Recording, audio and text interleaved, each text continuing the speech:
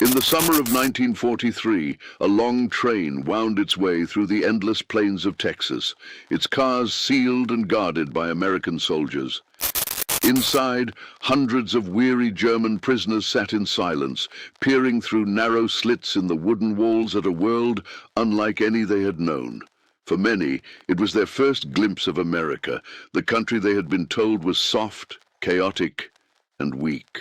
But what they were about to witness would change everything they thought they knew about power. When the train finally screeched to a halt near a sprawling complex of brick and steel, the Germans expected a military camp. Instead, they saw something astonishing. Rows of smokestacks stretching into the distance, conveyor belts carrying endless streams of metal, and a thunderous rhythm echoing across the plains. It wasn't a battlefield, it was a factory. As they stepped off the train, some stared in disbelief. "Das ist keine Fabrik," one muttered. "It's a city." The guards, smiling slightly, simply said, "Welcome to America." This was one of hundreds of industrial sites scattered across the United States, each one a world unto itself. The men didn't yet realize that these factories were the true engines of the Allied war effort, producing everything from aircraft engines to canned food at a scale the Axis had never imagined.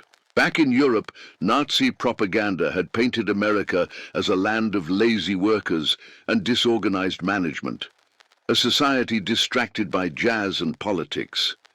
The reality before them was a landscape of noise, coordination, and raw energy. Trucks arrived and departed with mathematical precision. Cranes swung steel girders into place. Men and women, many of them barely older than the soldiers themselves, moved with purpose, assembling the machines of war. The prisoners were marched toward a fenced compound beside the plant, still staring at the skyline of smokestacks. A few whispered to one another in disbelief, "If this is only one town, how many more are there?" That question would haunt them in the weeks to come. At first, life in the camp followed predictable routines, roll call, meals, work assignments, but every day something new astonished them. They saw workers operating machinery that didn't exist in Germany. They saw electric lights that never went dark. They saw trucks loaded with food, tools, and materials coming from all directions, as if the entire nation was a single organism feeding its own strength. Many of these prisoners had been engineers, mechanics, or craftsmen in civilian life. To them, the organization of American industry seemed almost impossible. Where Germany relied on precision and central planning, America seemed to rely on scale, speed, and freedom. And somehow, it worked even better. The rhythm of the factory was relentless. During their shifts, they watched as long rows of workers assembled airplane wings or tank hulls, the roar of machinery filling the air. But what struck them most was not the noise, it was the sense of abundance. There was no shortage of anything. Tools were replaced immediately, fuel was plentiful, even food was served in quantities they hadn't seen since before the war. For the first time, the prisoners began to realize that America's strength was not just in its weapons, it was in its system. This was a country where ordinary citizens could outproduce empires. One prisoner, a 27-year-old Luftwaffe mechanic named Otto Weber, wrote in his diary, "They told us America was decadent, that it could never fight a real war. But here, even the smallest town seems ready for war. Every man and woman is part of the effort. It is not what we were told. It is more powerful than we imagined." The guards didn't need to boast. The prisoners could see the truth with their own eyes. The scale of production wasn't hidden behind propaganda posters. It was right there, in front of them, moving, roaring, alive. Every day, trains arrived carrying coal, oil, or raw steel, and left carrying tanks, engines, and parts bound for distant battlefields. And as the POWs worked or observed from their camp, they began to ask themselves an uncomfortable question. How could Germany ever hope to defeat this? One afternoon, while repairing a machine under supervision, a German engineer whispered to another, If Hitler saw this place, he would understand why we are losing. His companion nodded silently. There was nothing left to say. What they saw in those early days was not just American industry, it was American unity. And for men who had been taught that democracy was weak, that free societies were divided and inefficient, it was the first hint that perhaps they had been lied to all along. The camp's officers noticed the change in their prisoners. The arrogance many had shown upon capture faded quickly. By the end of the first week, the men no longer spoke of victory. Instead, they spoke of machines, of assembly lines, of how a nation across an ocean could move mountains of steel without fear or shortage. And as the sun set behind the smokestacks, casting long shadows across the Texas plains, the prisoners stood quietly by the fence, watching the endless motion of cranes and trucks. For the first time, the war seemed truly unwinnable. The Germans had seen factories before. Many of them had worked in the massive industrial centers of the Ruhr Valley, where smoke poured from the chimneys of Krupp and Messerschmitt, where the sound of hammers and presses echoed through the night. They thought they understood industry, discipline, order, precision, but nothing could have prepared them for what they saw in America. At first, the prisoners believed that the factory beside their camp was an exception, a symbol of propaganda, something meant to impress them. But as more transports arrived carrying other captured soldiers from Kansas, Iowa, and Michigan, the same stories repeated again and again. Each man described the same impossible vision: endless factories, skies filled with cranes, trains that never stopped. America wasn't a nation with industry, it was industry. The Germans began to realize that what they had seen in Texas was just one piece of a vast, interconnected machine. Trains delivered parts from the east, trucks brought fuel from the south, ships carried raw steel along rivers that flowed like veins across the land. Each factory was connected to another, like organs inside a living body. Even the smallest town seemed to pulse with purpose. One prisoner, an engineer from Cologne, stared at the horizon one evening where the orange glow of furnaces painted the sky and murmured, "It looks like the front lines back home." But this wasn't destruction, it was creation. The same energy that had leveled cities in Europe was here transformed into the rhythm of production. What shocked them most was that this rhythm never stopped. In Germany, the sound of air raid sirens would silence the factories. Here, nothing interrupted the noise. The Americans had organized shifts so seamlessly that work continued without pause. The sun set, the workers changed, the lights stayed on. And then came the realization that these workers weren't soldiers or coerced laborers. They were ordinary citizens. Young women, old men, immigrants speaking a dozen languages.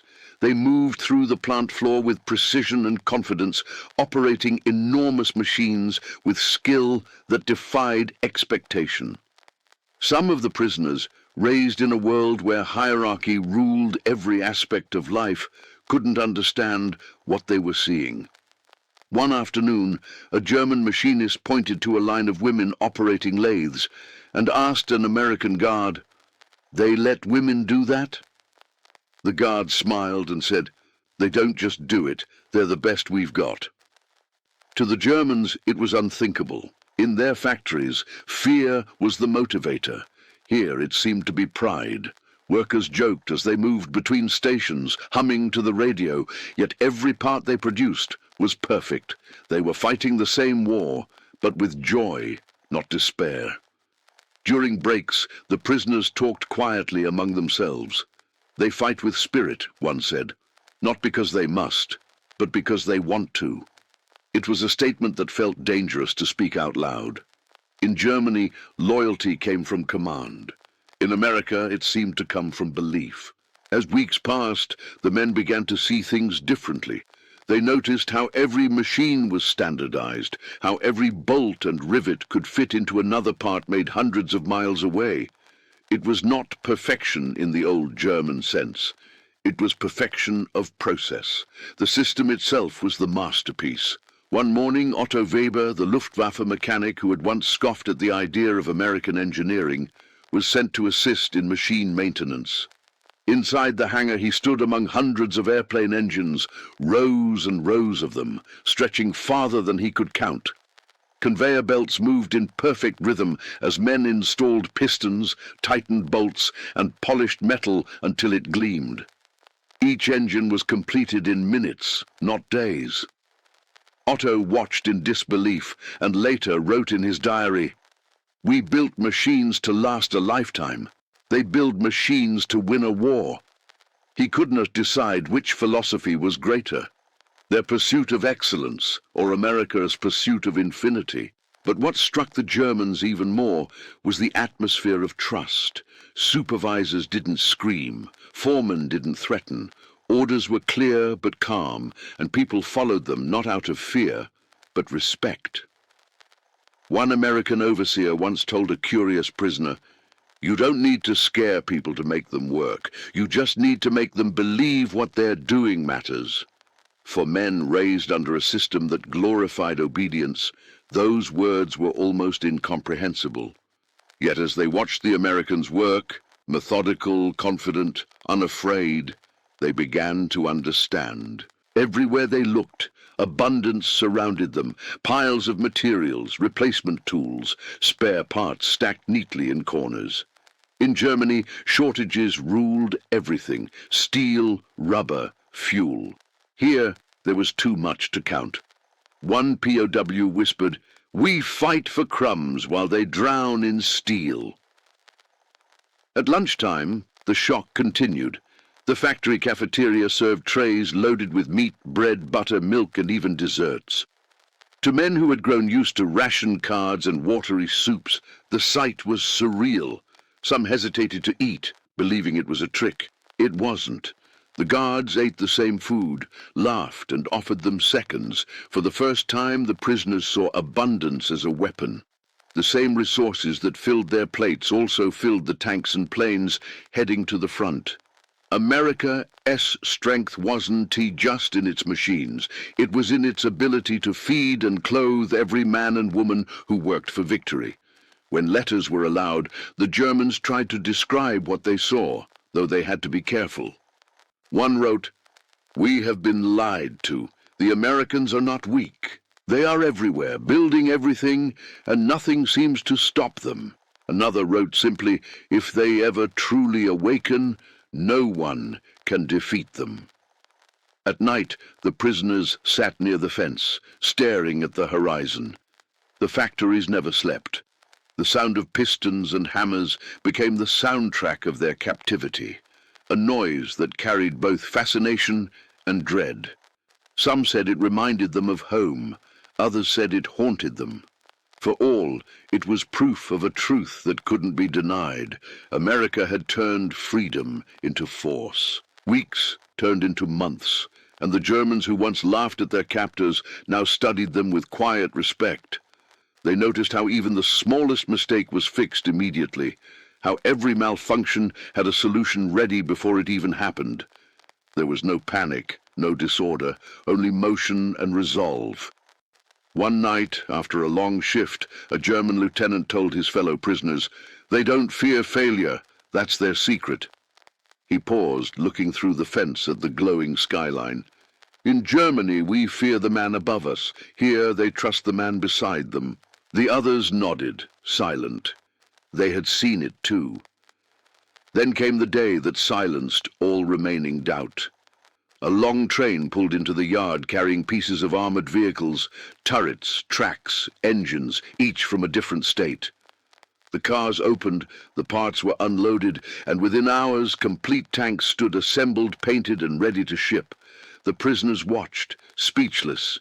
"They build tanks," one whispered, "like we build furniture." Another added, "And every piece fits perfectly." It was in that moment that the truth became undeniable. The war had never been decided by who fought hardest, but by who could keep fighting the longest. And in that measure, America was unbeatable. As the sun fell over the horizon, The glow of the furnaces bathed the camp in amber light. The prisoners leaned against the wire, listening to the heartbeat of machines that never tired, never faltered, never stopped. For the first time, the men who had believed in the supremacy of their Reich understood that they were witnessing a kind of strength far beyond weapons, a strength that came from unity, abundance, and belief. And deep down, though few would ever admit it, they felt something they had never expected to feel in the heart of their enemy, S-Land: admiration. The war continued thousands of miles away, but for the men behind that fence, it was already over. The truth had revealed itself not through guns or battles, but through the rhythm of creation. America's factories were not just producing machines, they were producing inevitability. And as the hum of engines filled the night, the prisoners sat in silence, their thoughts echoing the same realization. No army could defeat a nation that worked like this. By late 1943, the German prisoners had stopped trying to make sense of what they saw. The noise of the factories, the endless convoys, the lights that burned through the night, it all felt larger than anything human. Yet the longer they worked and watched, the more they began to notice the pattern behind the chaos, the hidden order that powered the American machine. It began with the trains. Every morning before the sun rose, the rails shuddered with the approach of new shipments. Coal, oil, copper and steel flowed into the plant like rivers. In Germany, these deliveries were unpredictable, dependent on weather, sabotage or shortages. Here they came like clockwork. One train left, another arrived, each on schedule down to the minute. One prisoner remarked quietly, "It's as if the entire country keeps time with the same heartbeat." At first, the Germans assumed this efficiency came from strict government control. But the Americans explained it differently. It wasn't control, it was cooperation. Private companies, local governments, and federal agencies worked together through what they called the War Production Board. To the prisoners, this was astonishing. In their world, the state commanded and the people obeyed. In America, the people and the state seemed to move in tandem, as if driven by shared purpose rather than fear. The German officers among them debated this endlessly. "It's impossible," one said. "There must be someone giving orders." The guard smiled and replied, "There is everybody." That sentence echoed in the prisoners' minds for weeks. It sounded absurd, yet they saw it everywhere. Truck drivers, factory foremen, and clerks all worked as though they were generals in their own right. No one waited for instructions to act. Everyone already knew their role in the grand machinery. The Germans began to realize that America's strength wasn't in its factories alone. It was in its coordination. Every rail line, every dock, every warehouse was part of a vast web that stretched from coast to coast. The prisoners watched as raw ore mined in Minnesota was turned into steel in Pittsburgh, forged into engines in Detroit, and shipped through Texas on its way to the Pacific. Every link was synchronized, every movement had meaning. One German engineer wrote in his journal, "We used to believe our strength came from order, and theirs from freedom. But here, freedom itself is their order." It was a revelation that unsettled them. From their fenced compound, they could see the highways leading toward the horizon. Trucks rumbled day and night, headlights glowing like stars across the plains. Even the sky was alive with motion. Cargo planes crossing overhead, part of a network that stretched beyond what the Germans could imagine. In their minds, logistics were always fragile, dependent on rail hubs or central commands. The Americans had no single hub. The entire country was the hub. Each time they saw the convoys move out, rows of trucks loaded with engines or artillery shells, they felt the same mix of awe and dread. The materials never seemed to end. The machines never stopped. It was as if the nation itself had become a single organism, breathing steel and fire. One afternoon, while repairing equipment near the loading docks, Otto Weber overheard two American workers talking about Operation Overlord. He didn't know what it meant, but he recognized the tone in their voices, anticipation mixed with confidence. These men knew something enormous was coming, and they knew they could make it happen. Later, in the barracks, Otto said quietly, "They're planning something vast, and they believe they can do it because they always have." The others nodded. They had seen enough to know he was right. They began to realize that the greatest weapon America possessed wasn't its tanks or planes, but its ability to make the impossible seem routine. One day, a guard showed a group of prisoners a chart pinned to a wall. It displayed production numbers for aircraft, ships, and vehicles. "This is from last month," the guard said casually. The numbers were staggering. Tens of thousands of planes, hundreds of ships, millions of shells. A German officer stared at it, speechless. "These figures," he said, "they can't be real." "They're real," the guard replied, "and next month there'll be more."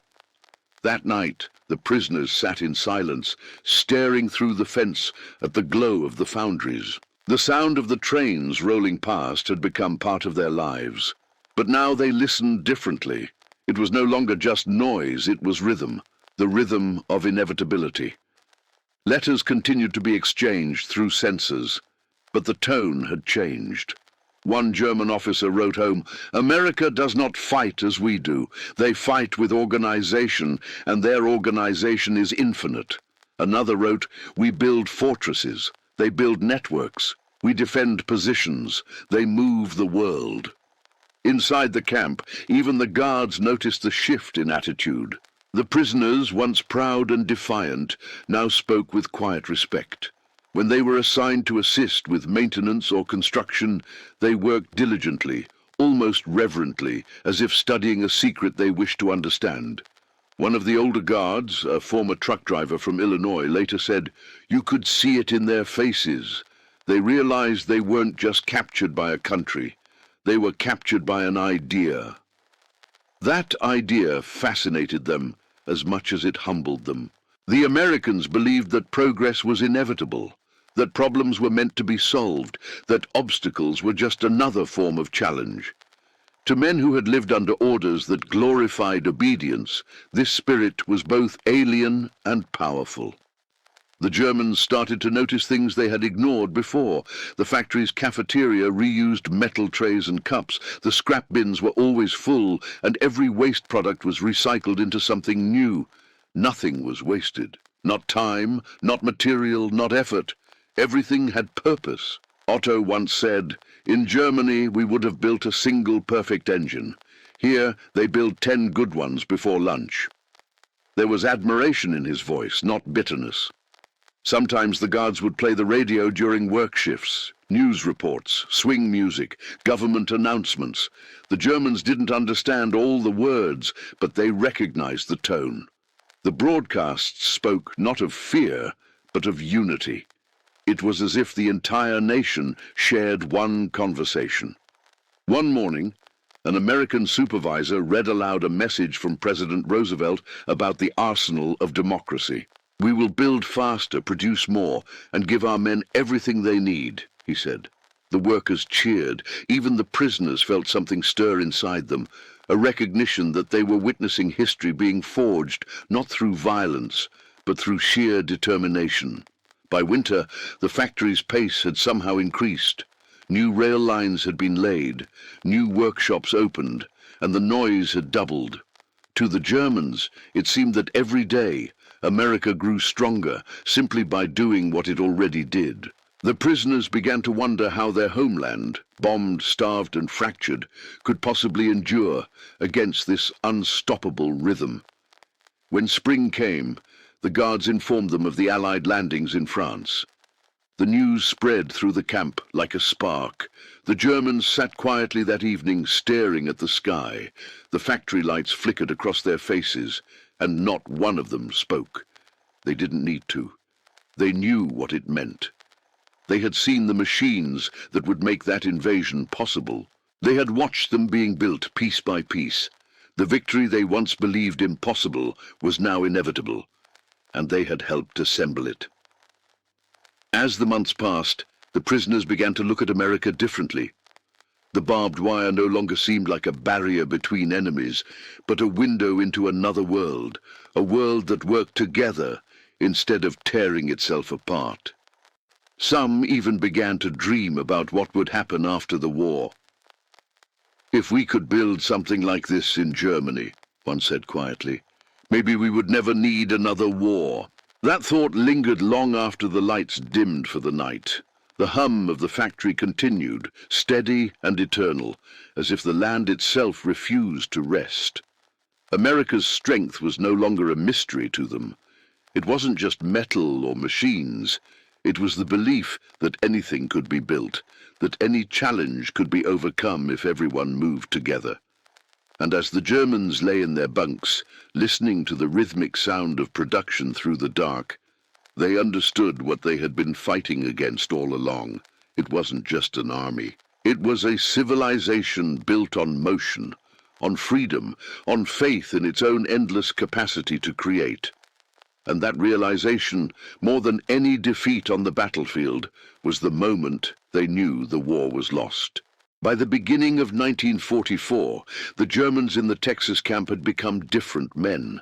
The arrogance and certainty that had carried them across Europe were gone, replaced by something quieter, an uneasy fascination with the world beyond the wire. What had begun as disbelief had become respect, and for some, respect had turned into something deeper, reflection. Every day, they watched the Americans at work. They had stopped seeing them as enemies and started seeing them as examples of something they could not explain. The guards no longer had to shout orders or remind them of the rules.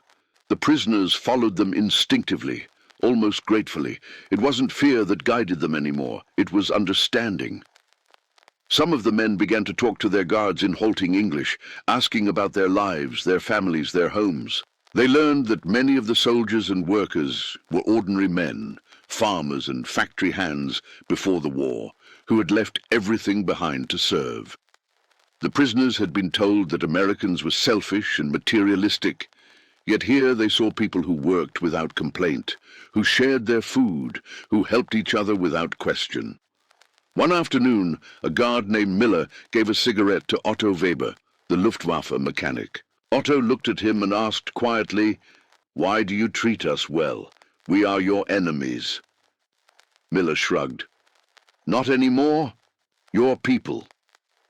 That simple answer stayed with Otto for the rest of the war. The POWs began to see patterns in how Americans lived. Even within the camp, there was a sense of fairness. Complaints were heard, requests were answered, and small mistakes weren't punished. They were corrected.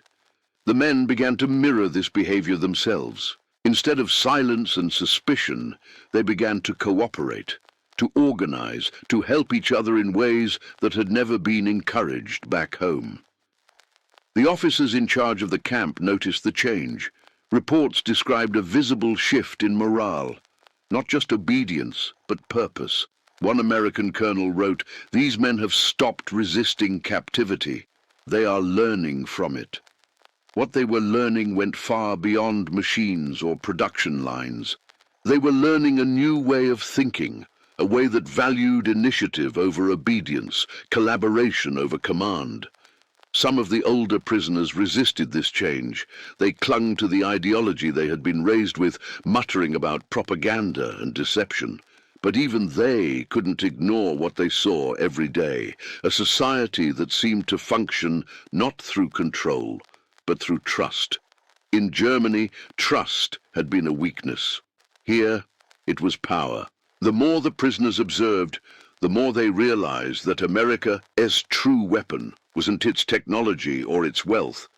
It was its belief in possibility. Everything seemed built on the idea that problems could be solved, that improvement was endless, that failure was not shameful but essential.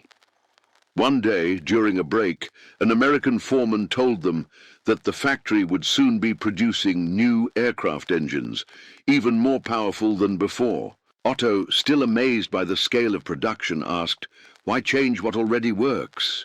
The foreman smiled. "Because next year it needs to work better." That one sentence explained everything.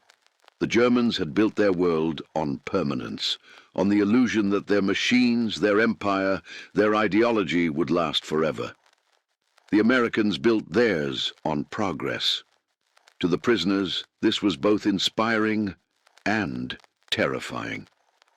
By spring, the mood in the camp had transformed entirely. The men had grown quieter, more thoughtful. Conversations that once revolved around strategy or battles now turned to questions of purpose. What would happen to Germany after the war? What kind of world would they return to? Some began to study English in their spare time. Others asked for books about science or engineering. The guards encouraged it. Education, they said, was part of rehabilitation. But for the prisoners, it was something more. A glimpse of the freedom they had once been told was weakness. One night, under the dim lights of the barracks, Otto gathered a small group of men around a table. He spoke softly, so the guards wouldn't hear. "When I came here," he said, "I thought I knew who we were. I thought we were the future, and they were the past. But now I see it's the other way around. They build for everyone. We built for power.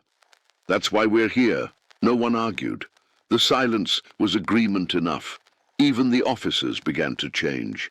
Major Reinhardt, who had once sworn never to bow his head to the enemy, started to ask for books about American government and history. He wanted to understand how a country could fight a total war without losing its democracy. "In Germany," he said one day, "we were told that freedom makes nations weak. But here, freedom works like steel. It bends, but it doesn't break." Outside the fences, the war raged on. Reports from Europe trickled in through the guards. Bombings, defeats, advances. The Germans listened in silence. There was no more boasting, no talk of turning the tide. They knew the outcome now. They had seen it in the factories long before it appeared in the headlines. As the months passed, the prisoners began to see small acts of humanity that contradicted everything they had been told about their enemy. An American doctor treated a sick German soldier as carefully as he treated his own men. A foreman invited a group of POWs to help decorate the factory for Christmas. In the camp, guards shared letters from home, and sometimes so did the prisoners. For men who had been raised in a world of propaganda and hate, these moments felt like heresy and redemption. One rainy evening, Otto stood by the fence watching the trucks roll out toward the rail yard. The ground vibrated with the sound of engines. A guard approached, holding an umbrella. "You'll catch a cold," he said. Otto shook his head. "I'm listening," he replied. "To what?" asked the guard. Otto looked out into the distance. "To the sound of the future." It was the same sound that had haunted them for months, the constant hum of progress. But now it no longer felt threatening. It felt inevitable, and in a strange way, hopeful. Not every prisoner changed. Some clung to the past until the end. But even those men could no longer deny the evidence in front of them. They had been defeated not by armies, but by an idea, a belief that freedom and strength could exist together. In the final months of their captivity, the Germans began to write home differently.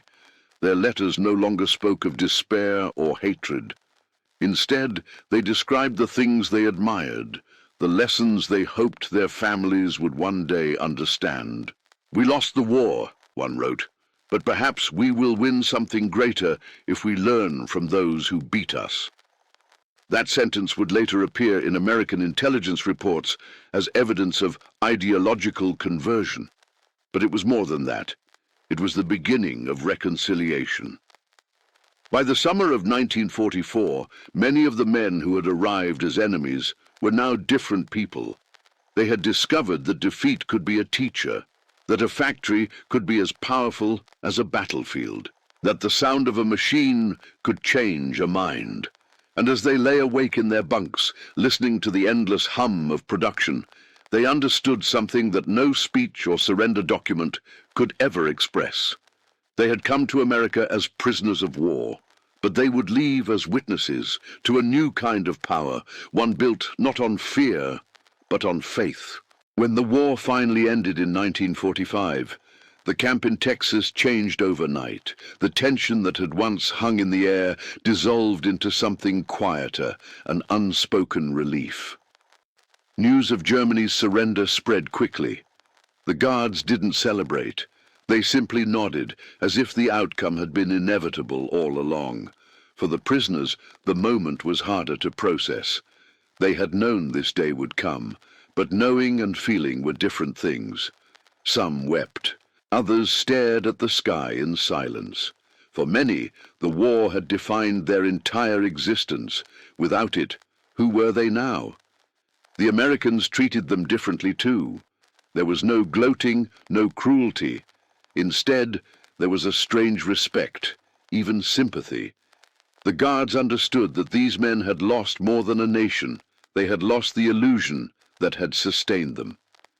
Otto Weber watched the camp gates one morning as a convoy of trucks prepared to leave. The engines rumbled, but this time it wasn't the sound of production. It was the sound of return.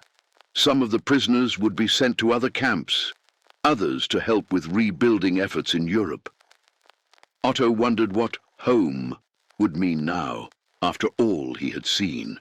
That evening, as the men gathered in the mess hall for one of their final meals, a guard turned on the radio.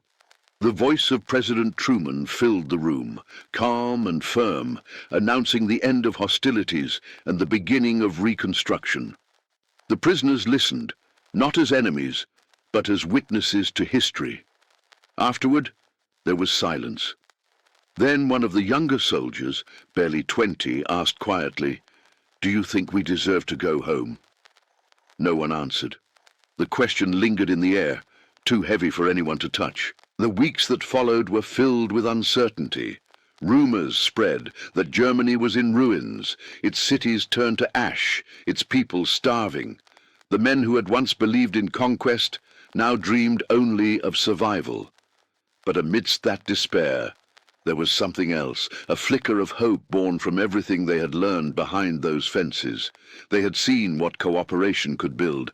They had lived in a place where individuals worked for something greater than themselves. And they began to imagine quietly what it would mean to bring even a small part of that spirit back to their broken homeland.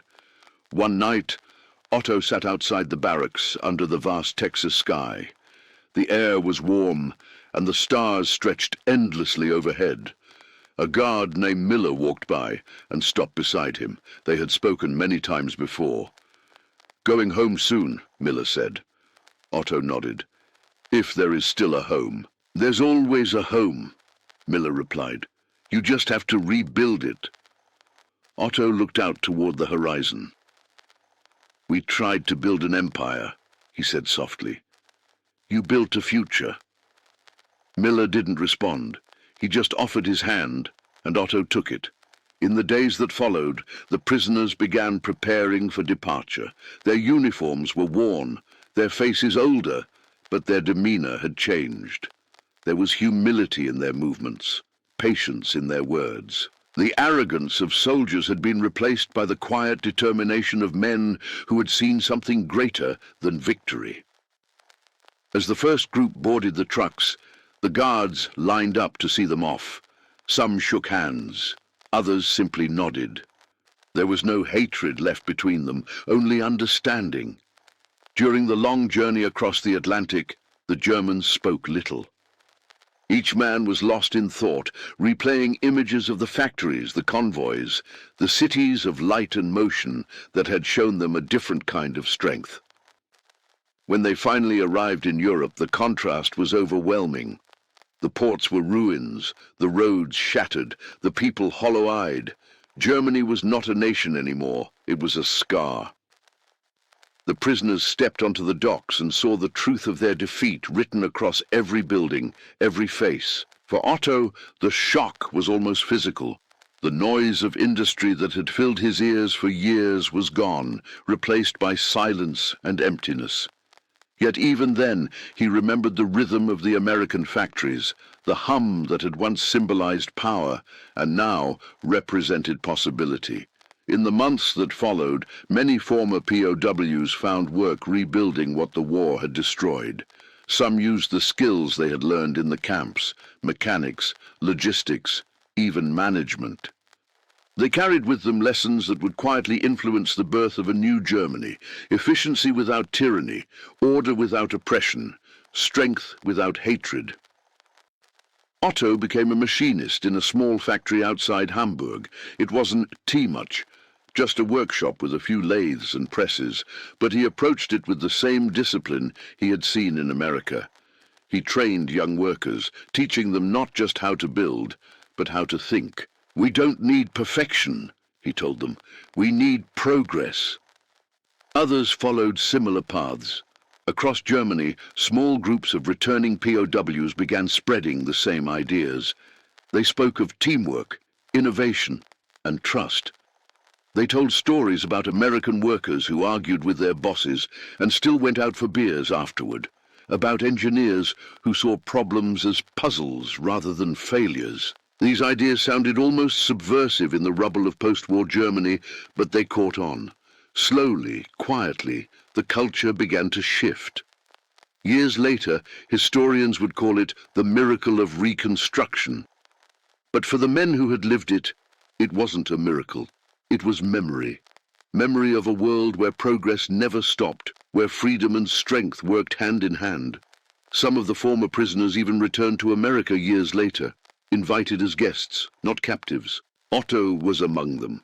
He stood once again in front of a vast factory floor, older now, grey-haired, wearing a suit instead of a uniform. The noise of machines filled the air, just as it had decades before. A young American worker approached him, curious. "You've been here before?" he asked. Otto smiled. "Yes," he said, "once as a prisoner, now as a friend." He paused, listening to the hum of the machinery, that same relentless rhythm of progress. "It's strange," he said. "When I first heard this sound, it terrified me. Now it gives me hope." The worker nodded, not fully understanding, but Otto didn't need him to. The sound spoke for itself. As he left the factory that day, he looked back one last time, the glow of the lights reflected in his eyes, and for a moment he could almost see the ghosts of the past, the men behind the wire, the guards, the endless convoys under the Texas sun. He thought of what they had all learned, what they had lost, and what they had found. The world had changed since then, but one truth remained. Power built on fear will always crumble. Power built on trust endures.